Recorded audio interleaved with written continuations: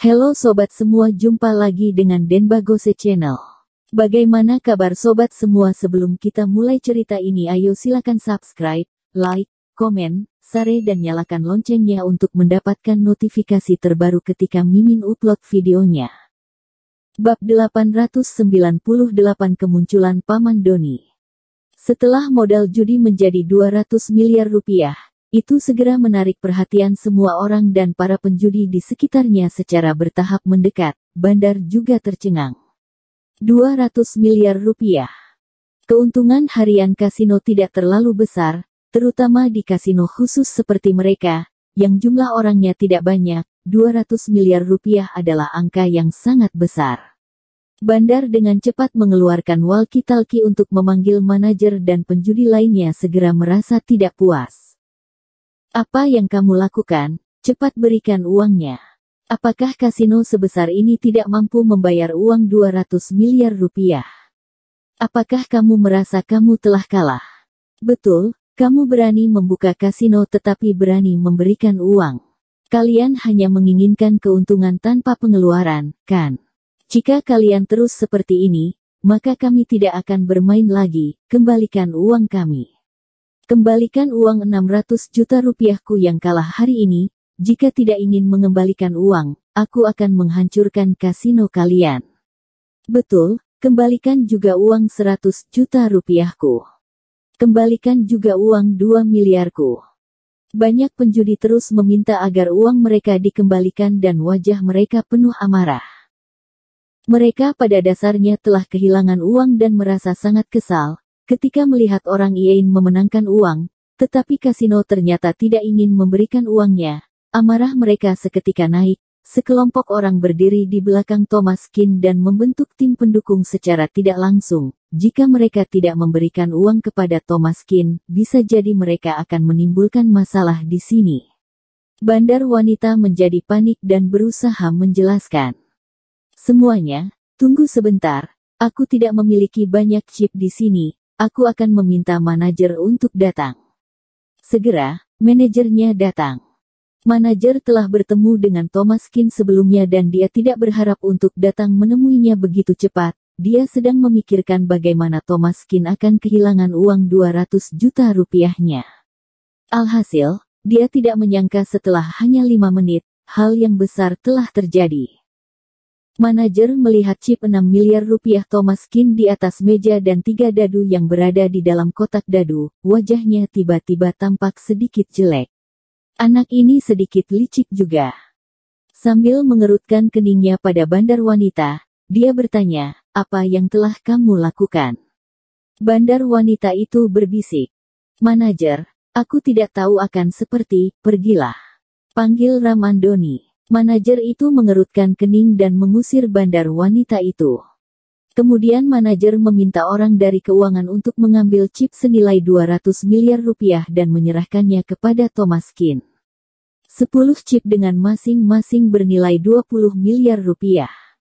Thomas Keane berkata, kenapa kamu mengusir bandar itu?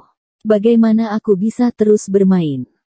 Bandar wanita diusir oleh manajer dan semua orang melihat kejadian ini dengan senang, seolah-olah mereka bisa memaksa kasino sampai ke level ini, merupakan sebuah rasa pencapaian.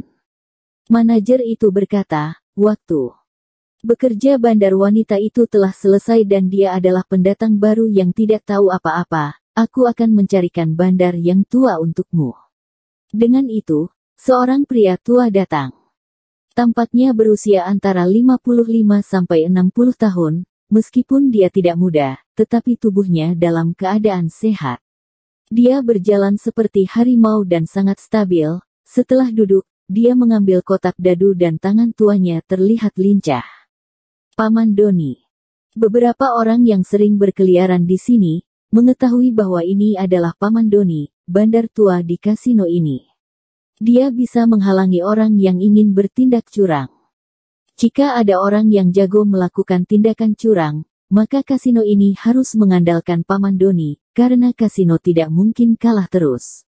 Ketika dia muncul, itu mewakili level tertinggi kasino dan orang biasa yang suka bertindak curang bukanlah lawannya. Setelah Paman Doni duduk, dia mengambil kotak dadu dan memeriksa dadu di dalamnya dan menemukan bahwa tidak ada yang salah dengan itu. Dia melihat Thomaskin, kedua tangannya terlihat bersih. Mereka selalu melihat orang dan dapat mengetahui sekilas apakah orang tersebut telah melakukan hal yang curang atau tidak, karena bagaimanapun, mereka adalah ahli dan mereka tahu persis apa yang akan mereka lakukan. Kedua tangan Thomaskin sangat bersih, tidak ada tanda melakukan tindakan yang curang, diperkirakan 2 putaran tadi hanyalah keberuntungannya. Meskipun bandar wanita yang diusir masih sangat muda, tetapi dia juga telah dilatih secara sistematis, dia sangat mengerti pada dasar permainan mengocok dadu dan bisa mengeluarkan angkanya sesuka hatinya. Jika dia melihat ada banyak orang yang bertaruh pada besar atau kecil, maka dia akan mengeluarkan es. Tetapi premisnya adalah bahwa tidak ada orang yang bertaruh pada es. Tetapi sekarang, Thomaskin bertaruh pada es 2 kali berturut-turut dan dia adalah satu-satunya yang bertaruh dan taruhannya adalah taruhan yang besar. Tidak ada alasan bagi bandar wanita itu untuk melakukan kesalahan. Mengguncang angka yang bukan es, sangat gampang, kan? Jadi Paman Doni juga sedikit bingung.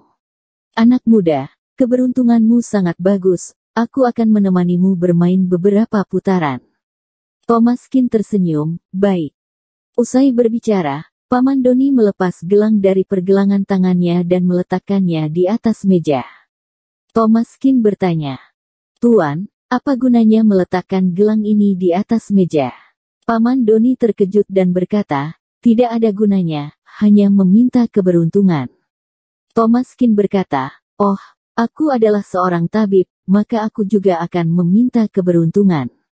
Setelah berbicara, Thomaskin mengeluarkan jarum perak dari sakunya dan meletakkannya ke atas meja. Ada orang yang berusaha menahan tawanya di belakang. Pemuda ini ternyata adalah seorang tabib, menarik juga. Paman Doni tidak mengatakan apa-apa, dia hanya mulai mengocok dadu. Pemuda, kamu hanya bisa bertaruh 20 miliar, perhatikan baik-baik. Paman Doni takut pemuda ini akan bertaruh 600 miliar rupiah lagi, jika sesuatu terjadi dan dia menang lagi, maka dia akan tamat. Thomaskin tersenyum, jika seperti itu, maka aku akan bertaruh lebih sedikit. Paman Doni mulai mengocok dadu, bagaimanapun juga seorang ahli adalah seorang ahli, dia sangat berbeda dari orang lain. Suara dadu yang dikocok Paman Doni sangat kecil, dia terlihat lebih anggun daripada bandar wanita sebelumnya.